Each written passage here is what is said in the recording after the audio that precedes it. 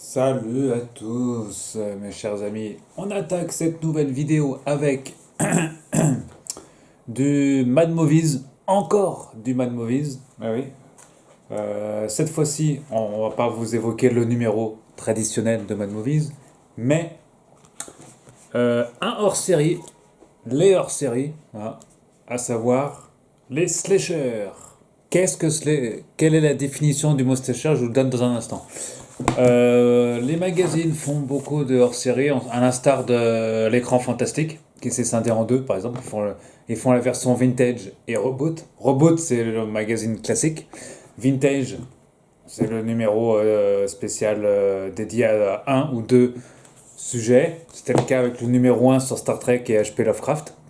Mad Movies fait aussi des hors-séries. Parfois, que ça soit Mad Movies ou l'écran fantastique, parfois ils font les mêmes sujets. C'était arrivé d'ailleurs il y a quelques mois avec. Je sais plus si c'était avec Star Wars, ils avaient fait le même mois, tous les deux, le même sujet. Et il y avait un autre sujet, il me semble que. Alors c'était pas Peter Jackson, je sais plus. Ou. Je sais plus, mais à un moment donné, il y avait le même sujet, et ça, le même mois, ils avaient sorti chacun leur hors-série. Avoir le même sujet sur Mad Movies et l'écran fantastique au même moment, ça peut arriver, parce que l'actualité du cinéma, voilà, aidant, ça peut arriver. Mais en tout cas, vous aurez deux traitements différents, comme c'était le cas notamment, je pense, avec Star Wars. Là. Il y avait deux traitements différents de l'information. Voilà. Voilà. Même si on parle un peu de la même chose, les traitements sont différents. Là, on revient donc sur un nouveau hors-série. Voilà, les hors-séries de Mad Movies. Sur un sujet que la rédaction maîtrise bien, puisqu'il s'agit des films un peu du genre. Hein, Mad Movies est un peu spécialisé dans le domaine quand même. Voilà, ils annoncent bientôt un hors-série sur Indiana Jones, ça devrait sortir je crois début août, et un autre sur James Bond. Voilà, alors que James Bond et Indiana Jones c'est un peu moins dans les valeurs enfin, de Mad Movies en général. Hein. Mad Movies c'est plus les films d'horreur, science-fiction, fantastique, tout ça, en général. Et les slashers en font partie. C'est un sujet fort intéressant d'ailleurs. S'il y a un hors-série qui devait m'intéresser cette année, c'était bien Slasher. Voilà. Alors, de quoi ça parle là? Slasher, c'était un magazine qui avait été crowdfunding sur un site de crowdfunding à un moment donné. Il existe deux versions. Il existe une version un peu plus cartonnée également. La version kiosque qu'on trouve à 13,90 € et qui contient 145 pages à peu près, 150. Enfin, on va dire 148, hein, pour absolu. Voilà. Et très belle couverture. Deux psychoses à Halloween Kills, autopsie d'un genre hardcore. Ouais. Édition révisée et augmentée, ça veut dire qu'il était déjà sorti il y a quelques années. Alors je n'ai pas la date exacte. Il était déjà sorti il y a quelques temps. Et là c'est une version augmentée. Alors, la définition selon Mad Movies. Là on trouve le sommaire et une image. Ouais, c'est American Horror Story je crois qu'on trouve, non? Il me semble. Ils disent pas, mais il me semble que c'est American Horror Story. Euh... Attends, je vais dire à la fin ça. Pas forcément. Alors, le sommaire. Slasher, la définition. Vous voyez, je vais vous apprendre des choses, les amis. Expression anglo-saxonne désignant un sous-genre du cinéma d'horreur apparu en Amérique du Nord, donc aux États-Unis, au milieu des années 70. Tiré du verbe to slash, qui signifie, alors slash en anglais ça veut dire taillader, balafrer ou frapper à l'aide d'un objet coupant. La formule slasher repose sur des codes précis en trois éléments constitutifs qui sont les suivants. Alors les trois éléments. Slasher ça veut dire taillader en anglais. Euh, Trois éléments. Premier élément, un tueur, le plus souvent masqué. On pense tout de suite à Halloween. Imposant et traumatisé, adepte de la pose iconique et dont les motivations personnelles oscillent entre la vengeance crasse et le sadisme pur. Deuxième point, une arme principalement blanche, ouais, parfois contondante, souvent un couteau. dont la symbolique phallique n'est plus à démontrer et qui permet de pénétrer les victimes avec plus ou moins d'efficacité suivant les aptitudes physiques du meurtrier et du type d'objet homicide. Et enfin, troisième point, une victime, féminine ou masculine, même si la frustration souvent hétérosexuelle du tueur le dirige plus volontiers vers les femmes, libres, souvent insouciantes, voire un peu naïves, les proies potentielles cristallisent tout ce que le meurtrier ne peut être ou ne peut posséder. Voilà, donc je pensais aussi à Scream, évidemment. Il y a beaucoup d'autres films, on va y venir dans ce hors-série. Alors, voilà, vous savez ce que c'est qu'un slasher maintenant, les amis. Donc voilà, c'est gratuit, hein, c'est Mad Movies qui paye, hein, c'est qui offre l'info, c'est pas moi. Donc il faut remercier Mad Movies hein, pour cette information. Les prémices du genre, parce que tout a commencé par, je pense qu'ils vont parler d'Hitchcock. Hein. C'est qui a commencé? C'est forcément Hitchcock qui a commencé, et Mario Bava, les films de Bava aussi. Voilà, pour Racine du Mal. Voilà, donc les films d'Hitchcock notamment. Voilà, donc ça fait quelques pages. La trilogie fondatrice. Fervent adepte de la religion, ces chercheurs le savent très bien. La Sainte Trinité du genre repose sur ces trois longs métrages. D'accord. Halloween, Black Christmas et Vendredi 13. Rien que ça. Black Christmas, ils ouvrent par Black Christmas, hein, ça date quand même de 1974. Voilà, donc c'est un des premiers films du genre. Voilà, on passe sur Halloween, la nuit des masques, de John Carpenter en 1978. Film quasiment culte. Hein, là, je l'ai quelque part, là. Je l'avais racheté en Blu-ray. D'ailleurs, je ne l'avais pas revu, d'ailleurs. Peut-être que je la revois aussi. Sachez qu'à ce titre, qu'Halloween, il ressort chez ESC Vidéo. Hein, on peut le remercier. ESC Vidéo qui avait déjà sorti le premier, déjà, en Blu-ray. Ils vont sortir les 4 et 5. Voilà, je crois que c'est daté pour cet été ou septembre, je sais plus. En tout cas, je vous conseille d'aller sur le site de SC Vidéo pour plus d'informations. On va revenir un peu plus tard dans ce magazine sur les éditions DVD et Blu-ray. Alors là, Halloween, voilà. Vendredi 13, 1980. Voilà. Alors moi, j'ai plus beaucoup de souvenirs Moi, honnêtement, j'ai plus beaucoup de souvenirs de films de Vendredi 13. J'ai dû le voir, mais quand j'étais petit. J'ai dû le voir il y a très longtemps. Et depuis, c'est pas repassé à la tête. Enfin, voilà. Pour moi, c'est Halloween qui m'a plus marqué. Voilà. Alors, l'âge d'or, 1980-1986. L'âge d'or. L'âge d'or, donc vendredi 13, Halloween. Ils reviennent sur cette période, hein, entre 80 et 86. La nuit la nuit des morts vivants. Enfin bref, vous avez une pelletée de films très intéressants pour l'époque. Ici, on vous dit petit panorama des crèmes de vedettes ayant croisé le chemin sanglant des psychopathes. Mal intentionnés. Il y a Tom Hanks notamment qui en fait partie, notamment Kevin Bacon, Kevin Costner aussi. Oui, Kevin Costner aussi qui a joué dans. Kevin Bacon avait joué dans Vendredi 13. Mais il est méconnaissable. Hein. Donc 80-86, c'est surtout les vendredis 13, Halloween, Noces sanglantes, meurtre à la Saint-Valentin aussi, oui, effectivement, il y a eu une suite après, enfin il y a eu des, comment dire, des reboots plus récents. Voilà, le top 5 des meurtres. La censure. La censure. Coupez-les tous. Il y a pas mal de censure, hein, ils nous font un petit dossier là-dessus.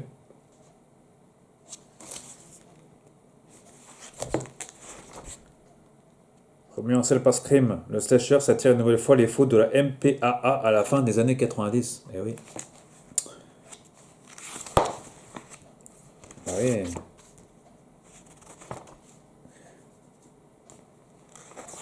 Voilà. Ensuite, on passe de 1986 à 1995. Hop. L'agonie d'un genre. Voilà.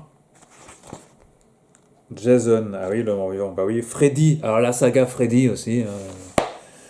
La saga Freddy, les amis. Et où mon coffret, bah, Freddy, moi? Où est-ce que je l'ai mis? Freddy. Tant que j'y suis, hein, autant en profiter. Comme ça, l'Halloween que je vous parlais tout à l'heure. Voilà, ça c'est le Halloween qui est ressorti chez. C'est bien version OSC vidéo, que je dis pour c'est pas TF1. Non, c'est pas TF, en l'occurrence. Halloween en Blu-ray, donc là c'est édité par Pathé. Et c'est le film de 1979. Voilà. Voilà, bon, deux, trois autres en milieu aussi. Ça c'est le Halloween de. Non, c'est pas celui de Rob Zombie, celui-là. Je sais plus. Non, c'est Carpenter. Alors, ça c'est celui de Miramax. Jamie Lee Curtis.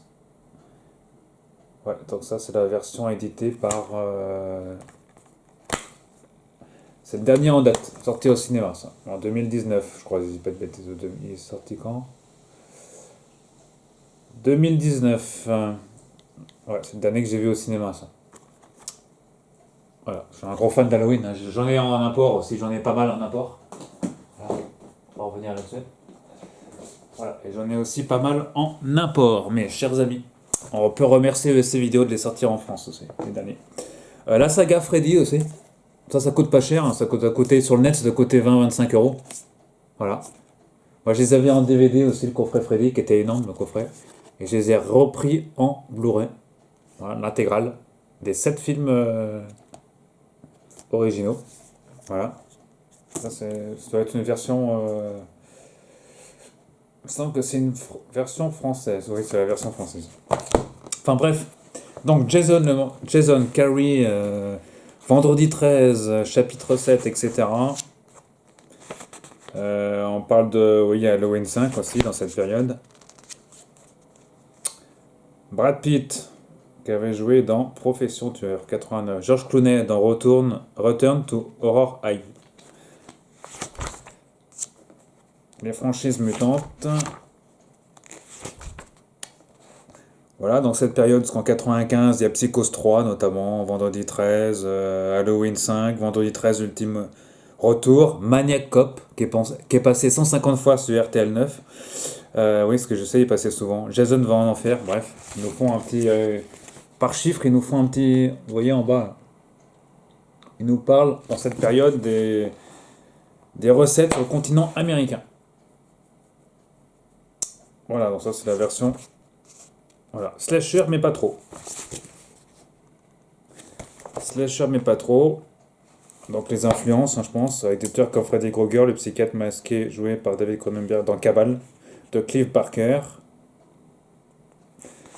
SF, voilà, donc ils nous font une rétro aussi de cela. 1995 jusqu'à 2011, Néo et Meta Slasher. Donc vous reconnaissez le masque de Scream. Résurrection inattendue que l'on doit à une seule personne. Monsieur Kevin Williamson. Alors. Les griffes de la nuit, d'accord. Slasher à gogo. Il y en a eu des films de 95 et 2011. Hein. Souviens-toi l'été dernier, excellent film. Urban Legend. Halloween 20 ans après. Voilà, je l'ai aussi en DVD. Là. Ouais, il y en a eu pas mal de films hein, de ce genre. Qu'est-ce qu'il y a eu encore Scream 3, Souviens-toi l'été dernier 2, Witchcraft, Mortel Saint-Valentin, Massacre à la tronçonneuse et les Jason 10, Ring, The Grudge, Le bal de l'horreur, Saw 4, La maison de cire, enfin bref. Scream, toutes les sagas, là, il parle de 3. Souviens-toi l'été dernier, oui, aussi. Scream 1, 2 et 3, Urban Legend 2, Sino Evil, c'était pas mal pour l'époque. Halloween 20 ans après, ok. Josh Hartnett, ouais, je m'en souviens, il a joué dans Halloween 20 ans après, ouais. Evangeline Lilly, Lost, elle a joué dans Freddy contre Jason en 2003. Ah, donc ils en parlent dedans. Scream 4, effectivement. La Maison de Cire, ouais. Quoi, des films occultes. Allez, page 80. Les remakes. Bah oui, les remakes, parce qu'il y a des remakes aussi. Eh oui, de tous ces films. Et parmi ces remakes, il y a Massacre dans le train fantôme, ouais. 2001 Maniac, d'accord. La Maison de Cire, ouais. Plus en détail. Bah, les Halloween, quand c'est la franchise la plus remakée qui existe. Voilà, on avait fait déjà. J'ai quelques hors-séries aussi sur Halloween. Enfin, j'ai un hors-série de Mad Movie sur Halloween qui est excellent. Moi, j'attendais. Moi, s'il me fallait un hors-série, c'était celui d'Halloween. Et ceux qui nous regardent Mad Movies, là, j'aimerais, mais ceux de Mad Movies, un hors-série sur Chucky. Oui, parce que Chucky ne rentre pas dans les slashers. Voilà, Chucky. Ouais, pourquoi Chucky? Alors, à la question, j'ai pas lu le hors-série, mais à la question pourquoi Chucky ne rentre pas dans les slashers, bah, tout simplement parce que c'est un slasher, Chucky, c'est sûr, mais c'est une poupée. Donc ça rentre dans tout ce qui est poupée, enfin Puppet Master, tout ça et compagnie. Là, ça rentre dans tout ce qui est poupée. Voilà, c'est un genre à part. Voilà. Même si ça reste dans les films d'horreur, évidemment. Donc là, on était dans les remakes. Donc le truc le plus remaké, c'est Halloween, c'est la franchise Halloween, certainement. Après, il y en a eu d'autres, hein. Il y a Meurtre à la Saint-Valentin, il y a les Vendredis 13 qui sont eux-mêmes. Voilà. En tout cas, ça fait un excellent article, dossier dans ce Mad Movies hors série. 2012-2020, jusqu'à aujourd'hui. À bout de souffle, point d'interrogation. Et là, vous reconnaissez. Oui, vous reconnaissez bien un film. Ça doit vous dire quelque chose, mes chers amis, si vous êtes fans de films d'horreur. Et ce film, je l'ai sur le bout de la langue, c'est Happy Birthday, un truc comme ça. Alors, j'ai pas le premier, mais j'ai le numéro 2. Ah, Birthday, ouais, c'est ça. Non, Dead, c'est moi qui écorche le titre. Pardon. C'est moi qui écorche le titre. Alors, j'avais commandé, vous voyez, il n'est même pas encore ouvert depuis que j'ai acheté. C'est récent, hein, j'ai dû l'acheter 10 ou 15 euros, je sais plus. Là, vous voyez, il n'est pas ouvert. Vous voyez. À un moment donné, je dis, j'ai envie de le regarder, ce film. Il n'était pas passé à la télé. J'avais beaucoup apprécié le premier, et le 2, je voulais le voir. Il était passé furtivement à la télé, et comme j'avais pas envie de télécharger, parce que vous savez bien que télécharger, c'est pas bien, mes chers amis. C'est mieux d'acheter quand on peut, en tout cas.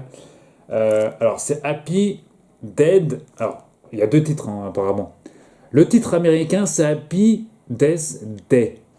Voilà. Traduit en français par Happy Birthday. Pour jouer sur le mot birthday, anniversaire en anglais, Birthday. Le jour de la mort, ouais, pourquoi pas. En tout cas, ça, c'est le deuxième volet.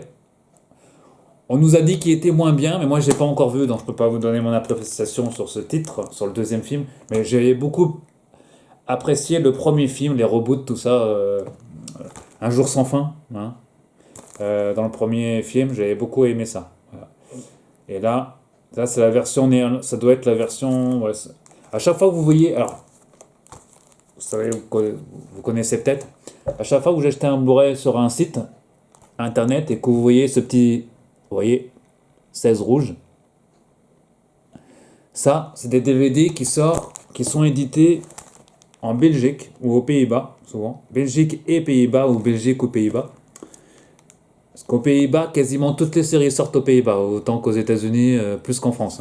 Voilà. Et eux, ils sortent souvent des versions avec plusieurs langues. Et là, en l'occurrence, on trouve sur ce film. Alors, sur du noir, c'est pas évident à regarder. En fait, il faudra se mettre sous la lumière. Français, je vois mal. Italien. On va se mettre sous le spot parce que. Alors, français, italien. Ouais, regardez les amis, sous le spot. Alors, Castillan, d'accord. Néerlandais, vous voyez, Pays-Bas, etc. Donc à chaque fois que vous voyez ce rond rouge, ici, ces logos-là, ça veut dire que c'est édité aux Pays-Bas et en Belgique. Et distribué en Belgique et en France. Et souvent, il y a du français dessus. Voilà.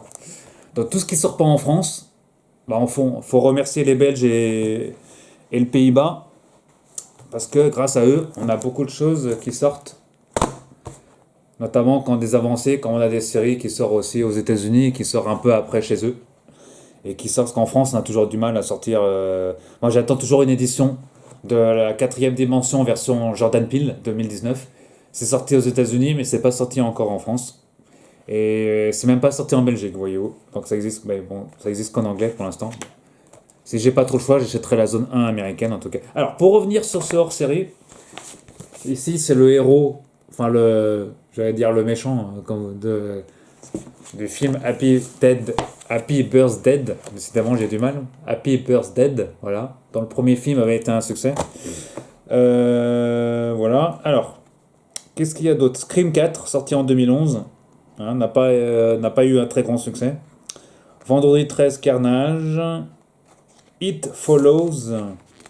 Voilà, il y en a beaucoup hein, comme ça. Hein. Il y a la saga Annabelle. On va pas y venir là-dessus. Hein. American Nightmare aussi. Il y en a une pelletée, hein. Sacheurs de 2010 qui sont plus rares, comme ils disent.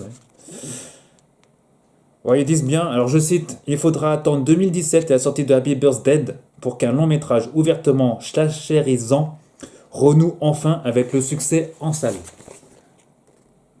Hein, c'est pas moi qui le dis, c'est Mad Movies qui le dit. C'est le rédacteur dans Mad Movies qui le dit. Un meurtre sans fin, bah oui, Happy Birthday, c'est un jour sans fin en fait. Hein. Je vous conseille de regarder ce film parce que si vous ne l'avez pas encore vu, bah, je vous conseille fortement de le regarder. S'il y a un film à voir entre cette période-là, entre 2012 et 2020, c'est le premier volet de ce film-là. Et là, c'est le deuxième volet. Voilà. Enfin, regardez les deux, quoi, évidemment. Les deux forment un grand film. Voilà. Donc, il y a aussi Halloween version 2019 que je vous avais présenté tout à l'heure dans mon Blu-ray, hein, que j'avais très bien aimé aussi. Différent des Halloween de Rob Zombie. Hein. Rob Zombie avait fait sa version à lui aussi, très pertinente aussi d'Halloween. Donc là, on est quoi là? On est à bout de souffle. Là. Donc il nous parle évidemment de la nouvelle version d'Halloween. Hellfest aussi, ouais. J'ai pas vu encore Hellfest. Peut-être que je le regarde, un C4. Je l'ai pas en DVD celui-là. Non, je l'ai pas acheté en DVD, tiens, celui-là. Enfin, je le récupère. Il doit être sur. Il me semble qu'il est sur Canal, hein, ce film en plus. No One Live. Voilà. Ensuite, on passe à l'Asie. Bah oui, parce que les Asiatiques sont très forts dans la production de films, comme vous le savez. Orient très extrême, parce que les films asiatiques, c'est toujours un niveau au-dessus. Et la preuve avec des franchises qui ont bien marché là-bas aussi. Hein. Il y en a beaucoup. Très gore, pour certains. Donc, je vous l'ai découvert dans ce Battle Royale 2, Requiem. Il y a un peu de tout. Hein. Dr. Lamb.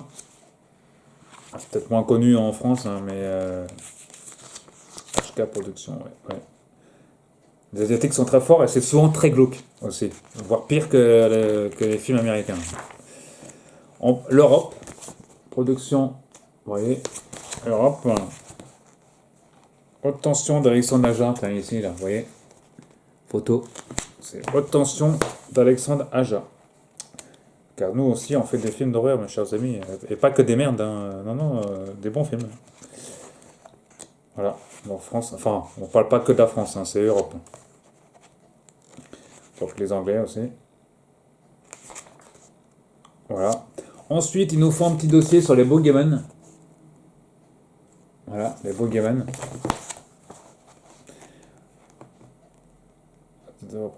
Voilà. Les Boogeyman, c'est les Jason Voorhees, les Freddy Krueger, les Michael Myers, entre autres. Les Leatherface, Massacre à la tronçonneuse. Donc ils nous font un petit topo là, des films du genre. Les Boogeyman, le Joker. Ah ouais, celui-là aussi, c'était une chose, j'ai dû le voir celui-là. Ensuite, il y a un dossier sur la musique. Accords et Acri. Ça, c'était rajouté. Ça. Bien, je suis en train d'abîmer le magazine. Voilà. Les tueurs en série. En série, c'est-à-dire dans les séries télé. Voilà, donc il y a la série Scream. Voilà, MTV, je crois. Je crois que c'était MTV qui avait produit. J'ai vu que la première saison d'ailleurs. T'aurais pas su mal que ça. Voilà, alors qu'on a une photo de. Là, il me semble que c'est American Horror Story, ça, si vous reconnaissez. Ça, c'est American Horror Story 1984. La dernière saison. Voilà, produit par le grand producteur de séries qu'on ne présente plus, qui a fait Nip Tuck et Glee, entre autres. Ryan Murphy, le grand Ryan Murphy, voilà. Qui avait aussi Scream Queens, que j'ai bien aimé aussi. Scream Queens qu'on pourrait mettre dans les slashers aussi, tiens, je sais pas. Ah ouais, tiens. Est-ce qu'il parle de Scream Queens? D'ailleurs, c'est. Alors. On parle pas de Scream Queens, hein, et pourtant, Scream Queens, il y a quand même 2 saisons, et c'est quand même du Ryan Murphy production.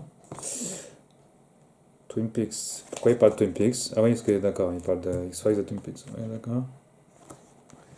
American Horror Story 84. Dawson, Scream. Ah si, il parle de Scream Queens. Vous voyez, ici. Vous voyez, Scream Queens. Oui, il parle bien de Scream Queens. Ah, c'est quelque chose, Scream Queens.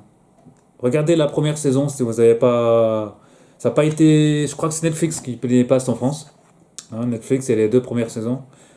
Ça n'a pas été diffusé sur une chaîne française, c'est dommage parce que Scream Queens, ça valait le coup. Hein. C'est un peu une parodie, un peu slashée, c'est le cas de le dire, très parodique, mais très haut niveau aussi. Et Ryan Murphy, c'est du Ryan Murphy, il est très bon, Ryan Murphy. Voilà, autant vous avez des producteurs, autant Ryan Murphy, c'est un des spécialistes du genre aussi. Autant Jordan Peele, Jordan Peele, c'est plus le spécialiste des films d'horreur classiques. C'est lui qui a repris Twilight Zone aussi. Chacun son truc, hein, il peut. Voilà, donc. Wolf Creek. Ah oui, Wolf Creek, oui. Une série quand j'en parle souvent avec mes potes, qui est passée sur du Canal Jimmy à l'époque. C'est Epitaphios. Epitaphios, et dedans, il parle d'Epitaphios. Vous voyez? Rarement j'ai vu un magazine qui parlait d'Epitaphios. Je le dis tout de suite. Mis à part Génération Série, je crois, j'ai vu aucun article sur le sujet, en France en tout cas. Sachant que la série a été éditée, je crois, par Canal Vidéo, je crois, en France. C'est une série brésilienne, je crois, je ne dis pas de bêtises. Argentine, pardon.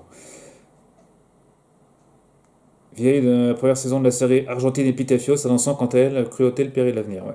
S'il y a une série d'horreur très très très haut niveau, très glauque, c'est Epitaphios. Il n'y a pas mieux en termes de. À ce niveau-là, je crois qu'il n'y a pas mieux. Voilà. Même Hannibal, même la nouvelle version d'Hannibal à côté, c'est de la rigolade. Non, je ne vais pas dire c'est rigolade, parce qu'Hannibal est une très bonne série aussi. Je crois qu'en Amérique, à chaque fois on me pose la question, en Amérique, la meilleure série de genre, je pense que c'est les 3 saisons d'Hannibal. Avec Matt Mikkelsen. D'ailleurs, la série est passée sur Canal, je crois, en France, il me semble. Je crois que Canal, je ne sais plus.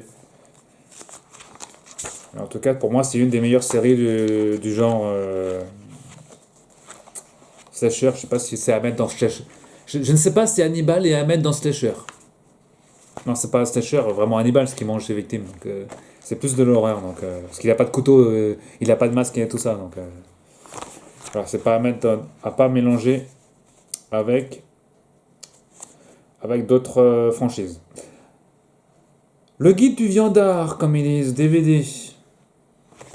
Donc ils évoquent un peu les DVD ou Blu-ray à la fin. Donc il y a les Halloween, il y a les Hellfest, il y a Massacre au camp d'été, les Scream, Rosemary Killer, voilà, Urban Legend, Vendredi 13, enfin tous ceux qui sont sortis du moins en DVD et en Blu-ray en l'occurrence. Ils auraient pu faire plus, hein, parce qu'il n'y a pas beaucoup de DVD là-dedans. Les jeux vidéo. Bon, ça je passe. Alors, jeux vidéo, pour moi, les jeux vidéo qui ont marqué, c'est Resident Evil, mais c'est pas du. Resident Evil c'est pas du slasher de Resident Evil, hein. D'ailleurs, il parle de quel jeu vidéo? J'aimerais bien savoir, moi. Vendredi 13, Resident Evil. Là, si, il parle de Resident Evil. Alone in the Dark. Ouais, d'accord. Référence, quoi. Tiens, on parle de Rami Malek et de Mr. Robot. Et pourquoi on parle de Mr. Robot? Il bénéficie d'un casting dans des apparitions. D'accord, il avait joué. Rami Malek avait joué dans le jeu vidéo, d'accord.